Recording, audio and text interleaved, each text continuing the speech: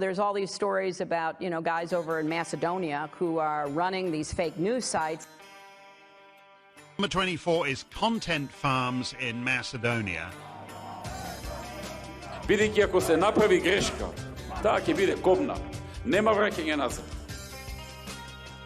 So Europe need to remain more sexy lady in the world. Ајде, мајката! Господа ја чува Македонија и низините граѓани. Bulgaria continues threatening Macedonia with its constant drip of more demands, all the while denying that there are Macedonians in Bulgaria. My goodness, who could have predicted that they would do this? Is there precedent? Did some other country already do this? On April 15, a Bulgarian delegation consisting of Prime Minister Kirill Petkov, Bulgarian Vice President Ileana Yotova, and others visited Bitola to open a new cultural center named after the controversial Ivan Mihalov. During the visit, the Bulgarian Vice President, in answering a question about the Macedonian minority in Bulgaria, insisted that there are no Macedonians in Bulgaria, stating, quote, "Who are those Macedonians? Give me an example," unquote. In the meantime, the government's Secretary General Mohammed Zekiri, a Zaev fanboy and archenemy of Dewey, was arrested after being charged with some serious corruption. This makes Muhi the second Secretary General of the Zaev-Kovachevsky government to be charged and arrested after the downfall of Dragi Raskovsky back in 2021. In other sad news, the teachers' strike continues for a second week. A massive fire engulfs the abandoned Treska factory near downtown Skopje, and inflation continues, though it's not as bad as the 22% inflation in Moldova.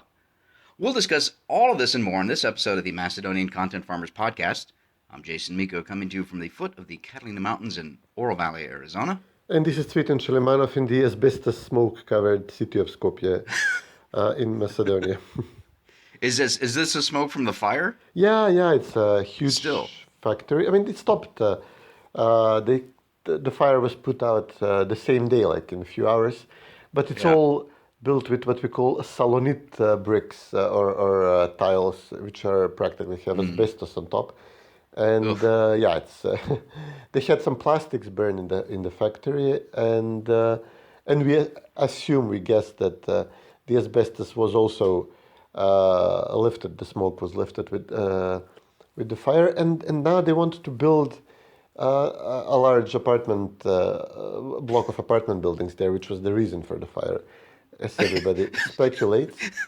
No, it's becoming a common thing now. Terrible.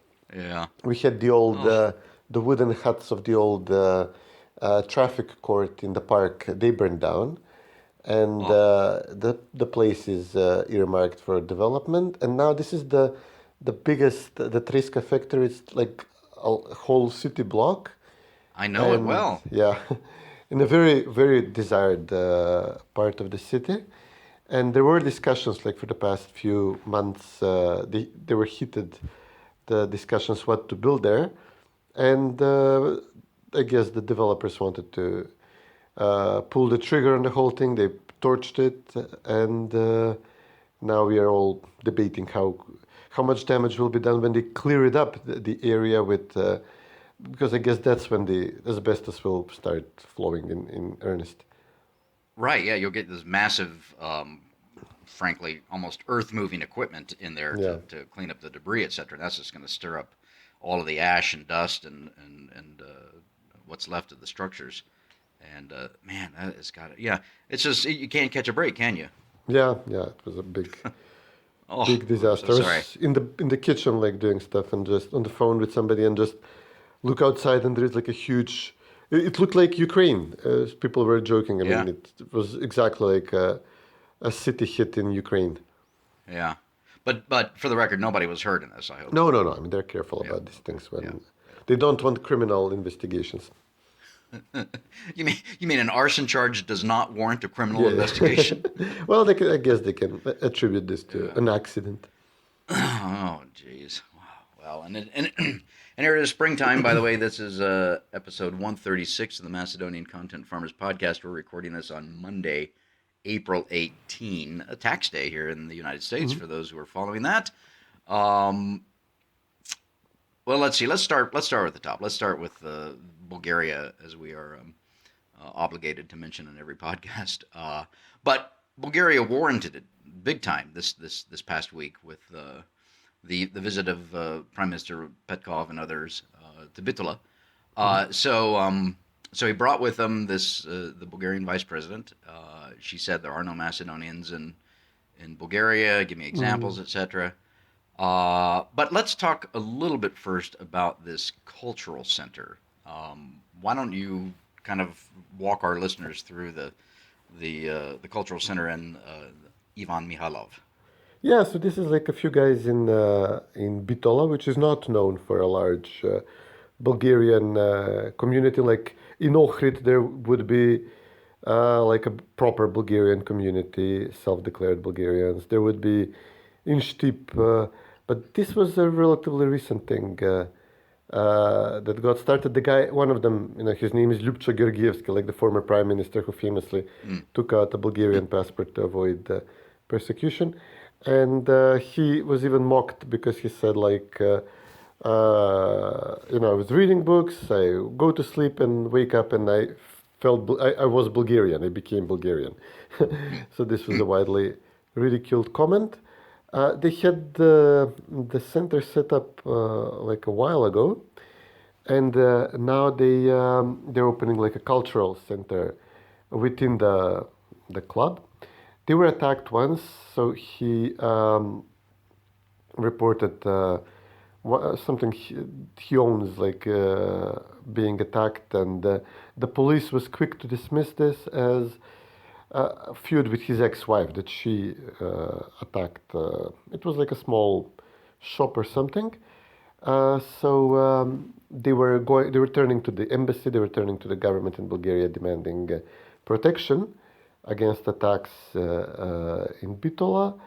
And I mean, this was a very curious event. Like the whole, the prime minister, the vice president, the foreign minister, Karakachanov was also in the delegation, and the ambassador, coming for what they called a private visit.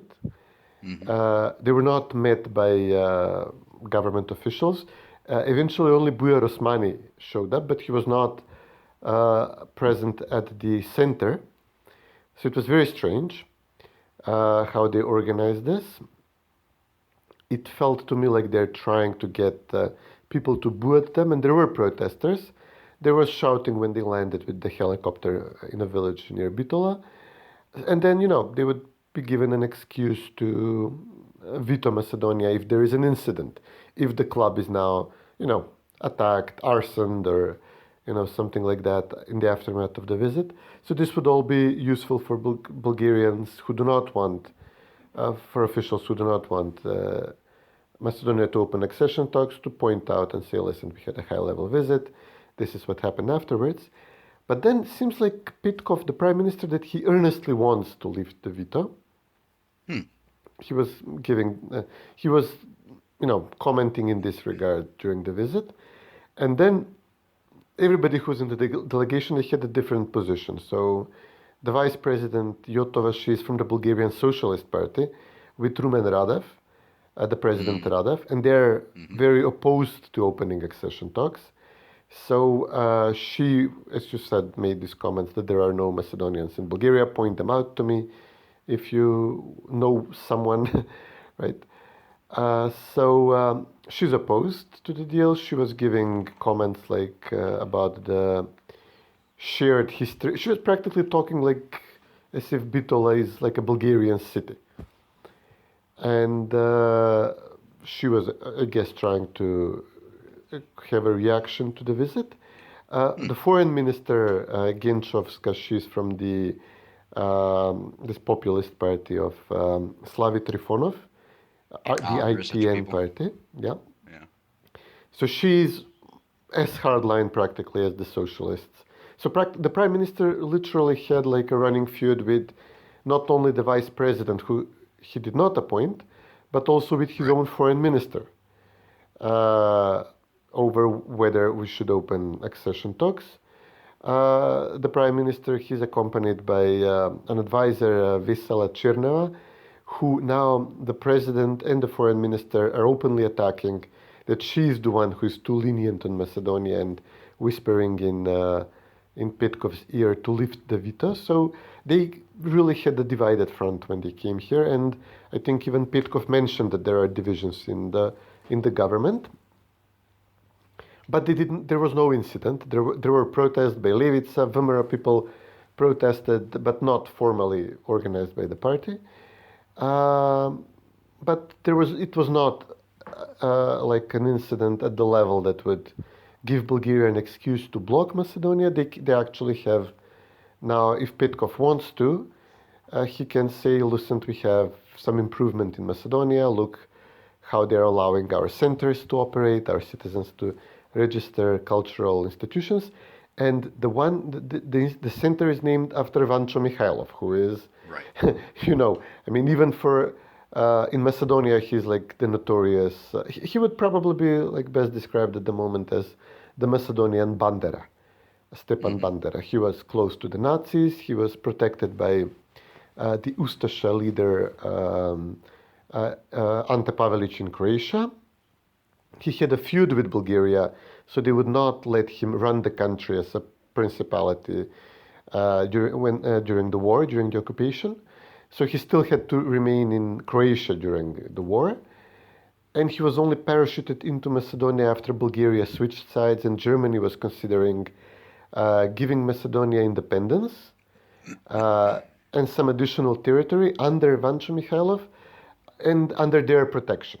So we would have caught like the last train to join the Axis, and in September 1944, when everything was collapsing, we were offered like, do you want an Axis statelet, which then maybe you will be able to, I don't know, barter with the English, with the Americans to let you to keep your independence and, not fall back under Yugoslavia or under Bulgaria. So he came, he mulled around Skopje for a few days, and then he flew back to Zagreb. He did not, and then eventually to Italy, dying at an old age of 90-something, I think after Macedonia declared independence. Wow. So it's very controversial to have something named after him, especially in a city which had a large Jewish community which was destroyed. He was not actively participating in this, but still he was very close to the Nazis.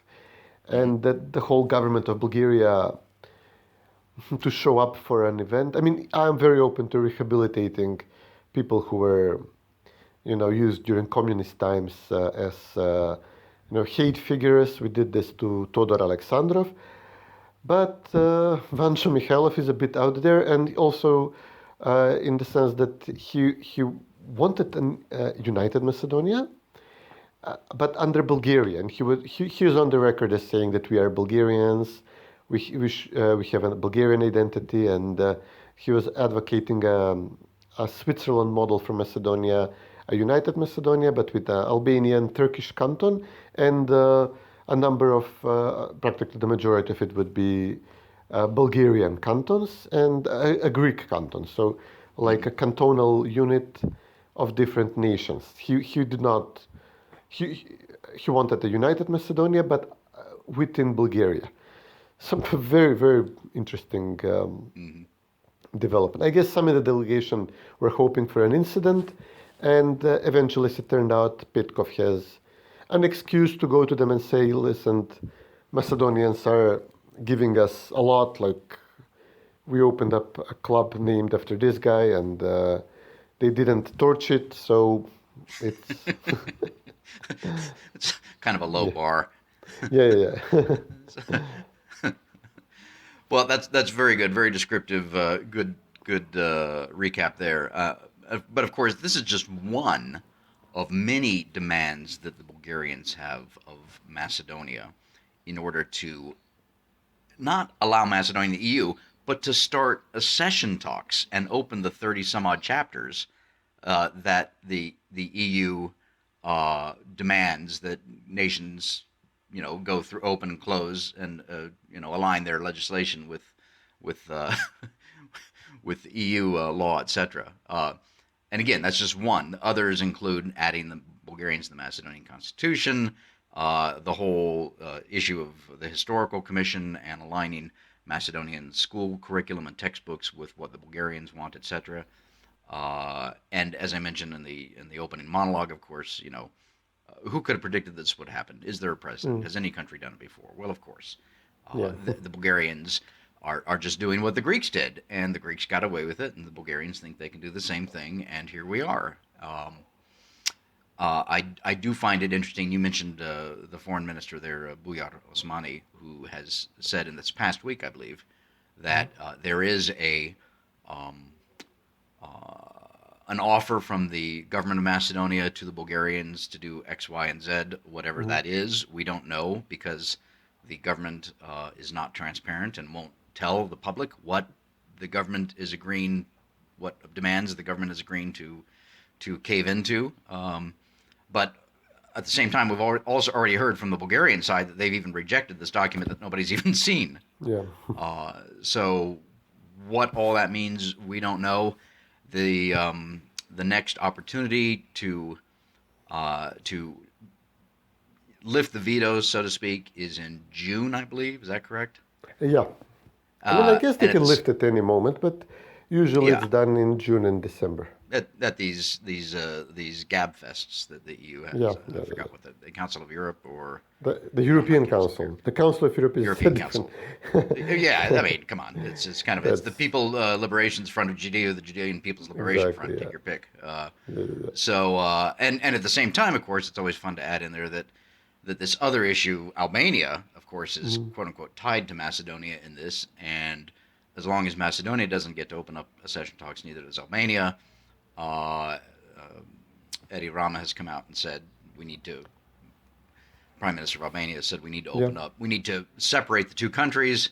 That's kind of been received in a lukewarm fashion by European capitals as well as I think the State Department. So what that means, I don't know. I do find it interesting. I noticed you mentioned the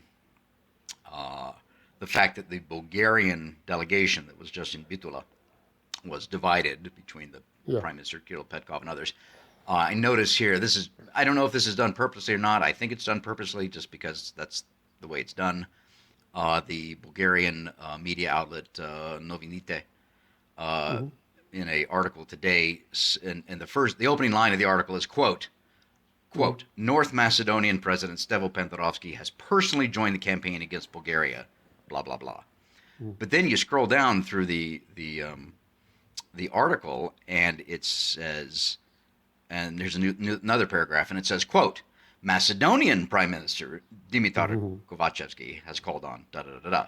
So it's kind of interesting that they said in one opening paragraph that they made Stevo Pentorovsky a North Macedonian, but later on they made the Prime Minister just a Macedonian. I'm sure that's done purposely. I also have to point out, because I keep this running list, and that'll go on my list of media outlets that continue to use this false term. They do it with malignant intent, I believe. They call it North Macedonian. Balkan Insight continues to do it, and they did it last week again. And it's the who's the Balkan Insight writer for Macedonia? Sinisa Marusic. Yeah, he's the one, and his articles continue to be littered with North Macedonian this and North Macedonian that. It's just it just really irritates me. Anyway, so that's kind of the Bulgarian update. I think this is just going to continue. I don't think that Macedonia is going to get anywhere. I don't think Bulgaria is too internally divided. It seems, and we'll just kind of follow this each week and see what the latest example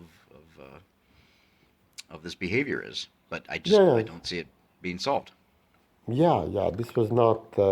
We are asking that everything is shuffled for the future, like that we make some commitments, but that it's implemented over a very long period of time, and it becomes an EU issue, so that the EU will begin pressuring us instead of Bulgaria. This is what Bulgaria wants. Right. I don't know what they're going to do. Yeah, and of course, at the same time, the EU's got enough on its hands with the whole Ukraine crisis.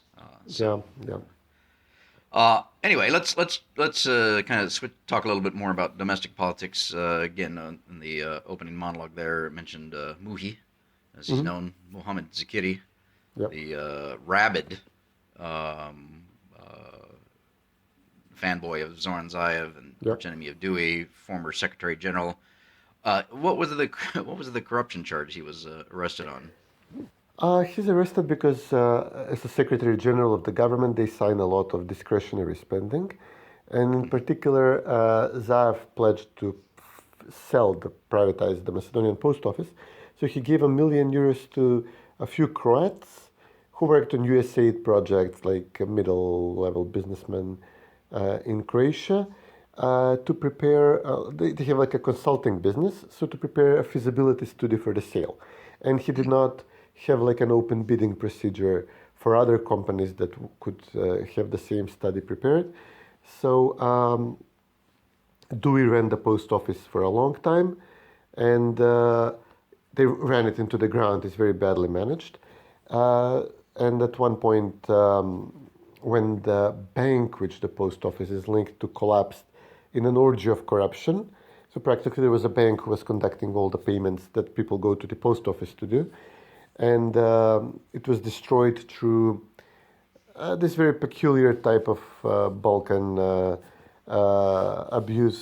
Companies close to Zaev, to other businesses who are linked to SDSM, would take loans from the bank under a fake name. They would have like companies. They would set up companies under, they're under minions and their employees of, in a Zaev company. And the bank would approve the loan, and when they would not give back the loan, the bank collapsed, and practically you keep the loan for free because you quickly try to bankrupt the company which you set up in purpose for this swindle. You try to have the person who was involved in this, who was signatory, like move him outside of the country or something, and the bank collapsed. The post office was in very serious trouble because of this. Zaev wanted to said we'll follow up on this by selling the entire post office, and Muhi was tasked to prepare the feasibility study, and he's now in detention for this. In the tank. He's in prison, right? Yes, he's in prison. They leaked the picture. This is something we always do during his walk through the court, through the yard of the prison. Yeah, and yeah. Now that is funny. Now, of course, in his, you mentioned a no bid contract. Of course, I believe the State Department is very good at doing those with not the State Department, but the government of Macedonia in issuing a no bid contract to Bechtel Corporation, which is of course with the support of course the United States Embassy and the State Department. So, but that is to be expected. When's his trial, or has it been set yet? No, it's still early. There's still the judge found that there is sufficient reason to put him in detention, but not. I mean, it will take a while to prep the case. But he was actually Secretary General until the last day, until he was arrested. He was secretary. So one day he's sitting in his big office and his big desk and his big leather chair, and the next day he's in prison. Yeah. Oh. And Zaev was even his best man at his wedding, so very close to Zaev. He remarried. So Muhi is like a former journalist. He worked originally in the U.S.-funded in Radio Free Europe. He was very close to the embassy. At least he was considered such. He was educated as an imam, so you could sense this often in him. Like he would go to the, he would employ like Muslim terminology, like in his public appearances. He was married with 2 children, but then, everybody knew he was dating an ethnic Macedonian director of the Alsat television, where he eventually ended up as a TV host for a long time. And when he was remarried to his second wife, Zaev was the best man at his wedding, and Zaev, it was known that Zaev will give him some good position in the government. Zaev made him a vice president of the party. They have like a deputy leader and several positions of vice presidents. And Muhi was given one of them because Zaev was very big on forming an ethnic Albanian wing in SDSM. That was the only growing segment for his voter base. So he turned to Muhi to be practically leader of this new wing to the party, which was very damaging for Dui, because Dui's bread and butter are the Albanian voters. And this is where Zekiri and Dui got into a huge fight, because Dui practically blamed Zekiri of intruding in their voting base, and Zekiri would often accuse Dui of corruption. And it's very likely that the embassy was supporting Zaev in this process, so we all had the impression that Muhi has the embassy protection in forming like an Albanian wing of SDSM. But, I guess it's now time for, Dui were probably... it eventually turned out that Dui is much more important to SDSM's survival than this transitory phase where Albanians would vote for SDSM in 2016, but haven't really turned out for SDSM in the future, in the next elections. So they helped. SDSM had about 70,000 Albanian votes in 2016, but nothing since. And practically Muhi did not prove that he's able to keep this voting base, and Dui were still working against him and had him removed. It's also possible that the SDSM factions were trying to send another message to Zaev after his previous Secretary General Rashkovsky was also arrested, that now it's Muhi's turn. So practically he had two Secretary Generals of the government in a row, both of them charged with corruption. Oh, he's on a roll. Can we go for a third? Yeah. Well, the third thing, when they would arrest people of this caliber under Gruevski, the goal was to get to Gruevski. Right. It was not to get to Muhi. It was not to get to... And Gruevski's Secretary General in the government was also charged, Kirill Bozinovsky, but, everybody knew it's only like a step to get to Gruevski. In this case, there is no similar pressure on them to go to say something about Zaev, to save themselves and hang Zaev. But it's possible. The prosecutor Vilma Ruskovska mentioned that she's preparing major charges against somebody else, and she said she's going to announce it. What was it? I think on Sunday morning or Saturday, something like that. And then she backed off. Mm-hmm. So she said she's retiring, right? Yeah, she said that too. But there is a looming indictment coming. So we'll see. Well, I think the kind of an important takeaway from this is that to the extent that the embassy on Calais and the State Department primarily, but also with the backing of certain EU embassies in the EU, etc., do have an influence on internal Macedonian politics, partly because the leaders in the parties allow the embassy and the State Department and the EU embassies to meddle. That's part of the reason, I think. But to the extent that the embassy, the State Department, the EU embassies, etc., do have some influence on internal domestic politics there, I think it's fair to say that, if these people no longer serve their purposes, and I mean these people meaning Zekiri and Rashkovsky and others, if they no longer serve the purposes of Calais, the State Department, the EU embassies, then these institutions, these Western institutions, have ways of influencing and organizing, what we are seeing right now.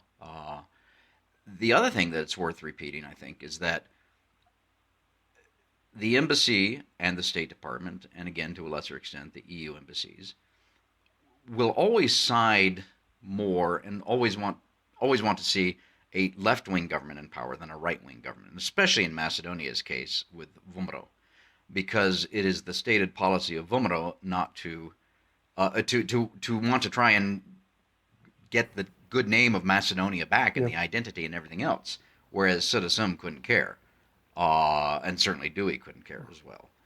And so the one thing that the embassy and the State Department and certain EU embassies don't want to see is Vumero come back into power. And so they're going to do anything they can to support SDSM and Dewey, even if that means having a few people arrested here and there, et cetera, from time to time. But they're going to do everything they can to make sure that Vumero does not come back into power. I think that's a fact.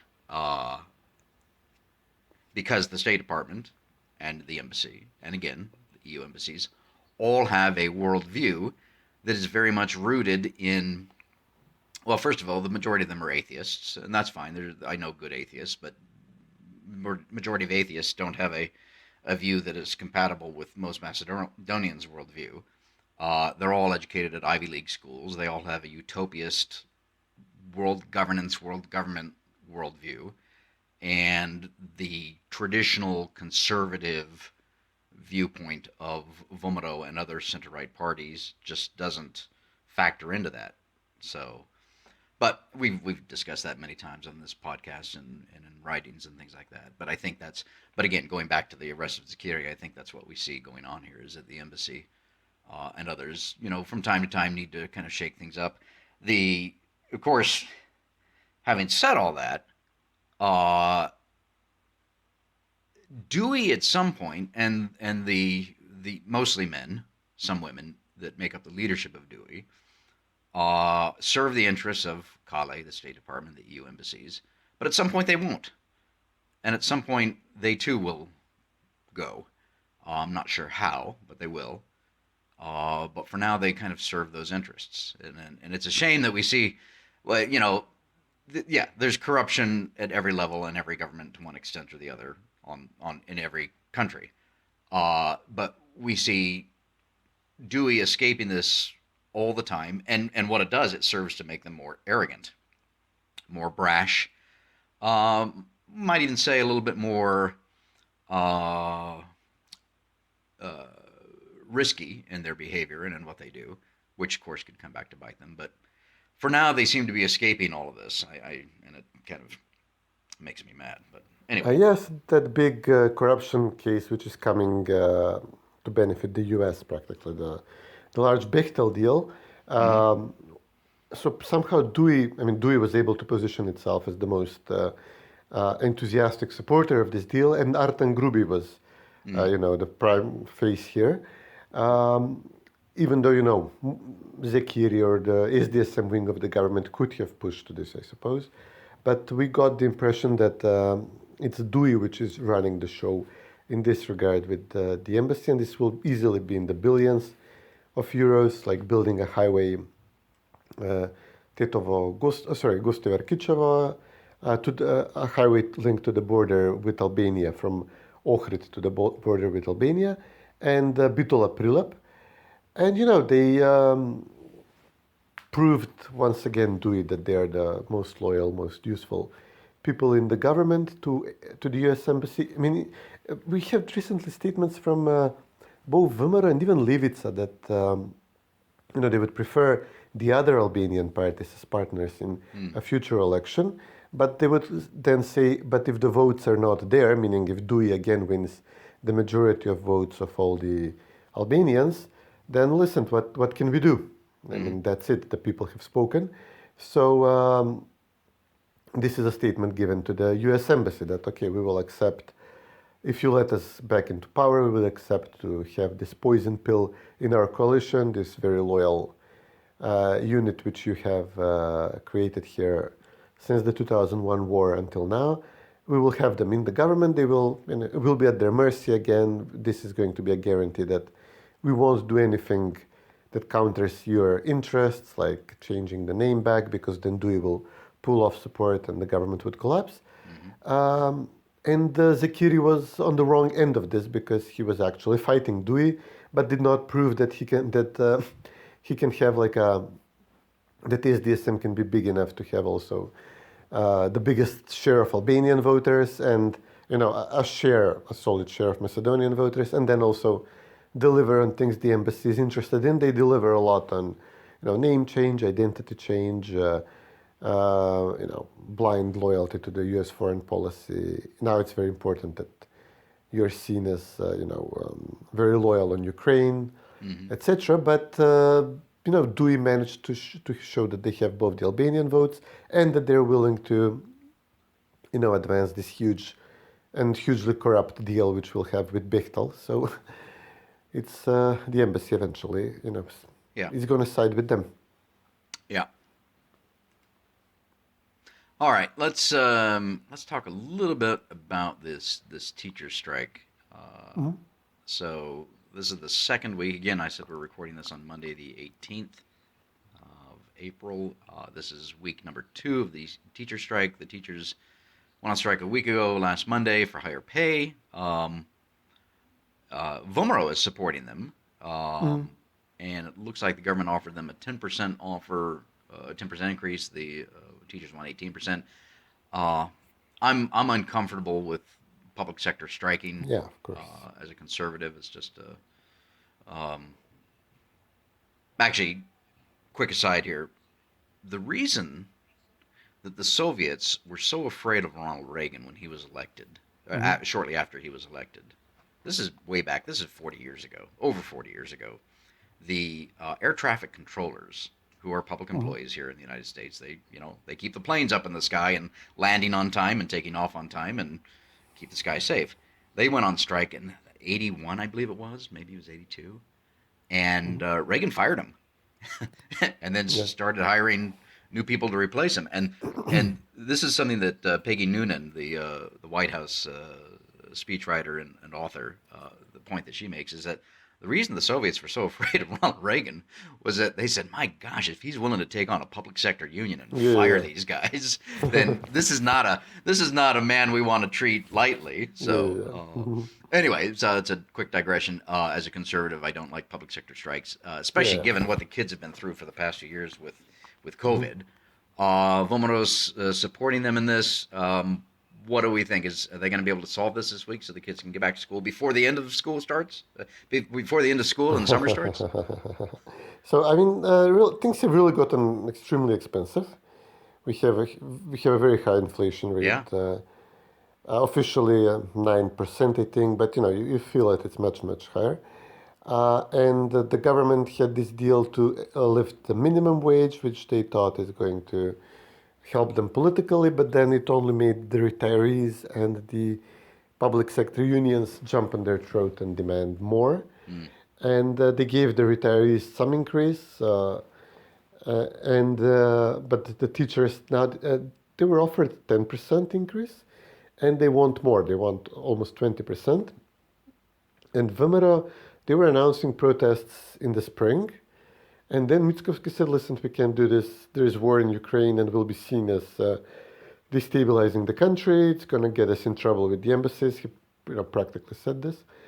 So we're going to pull out of the idea. And Vomero is now fully supporting the teachers' union, which they think, okay, we have our spring protests, which we wanted, or at least some kind of a massive action against the government. And we're not formally doing this as a party, so we're in the clear. And this is the political angle. I agree that, the quality of education is not very good here. It's not the worst in the world. I mean, that wasn't a ringing endorsement. Yeah.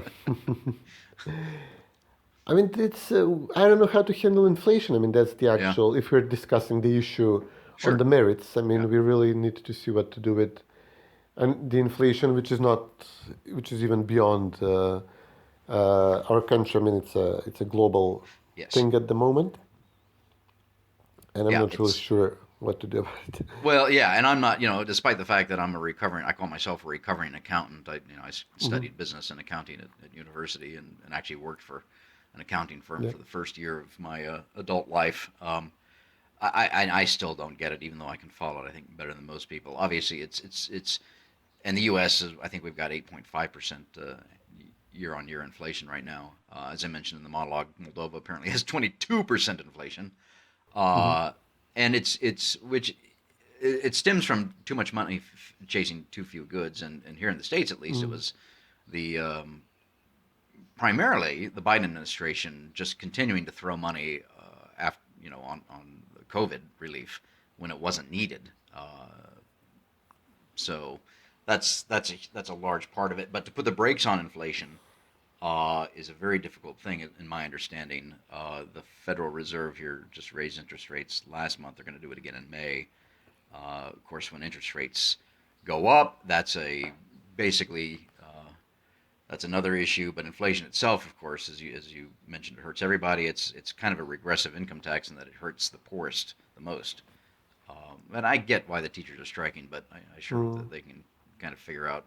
Inflation is a separate issue. I hope that they can come to some sort of agreement and get back and start educating the kids again, because they need it. They need to be back in school. They need to be socializing. They need their masks off, etc. So. No, they're socializing plenty well. They're outside. It was relatively nice weather until yesterday, which we had, and kids are enjoying it. Okay. Socializing is fine. Education, we practically realized we're going to have to rely on private schools, like classes on YouTube, stuff like that, and people are taking advantage of this. Yeah. So school is mostly for socializing at the moment anyway. All right. Well, let's end on a high note with a farmer's pick, and that is while the Macedonian national football team has been doing quite well over the past 2 years, it's handball still kind of rules the day in Macedonia, and the handball team beat the Czech Republic over the weekend, which qualifies them for the World Championship. Yes, it was a thriller of a match. We watched it yesterday, and it was even in the first game against in the Czech Republic, and practically we needed to win by one at least, and it was dicey, in the first half. They were even practically in both halves, but they were practically like we would have like a lead of 2 goals, and then each side would score or keep it. It was very, very tense until the last minute. We had Kira Lazarov, the legendary both player and coach. He would jump into some moments of the game to keep them steady. But it was a great crowd as well at the home with the home advantage. So it was a very, very good success. Kira is going to retire. Stoilov said he will retire after the World Cup. So Zhut is also, what's his real name?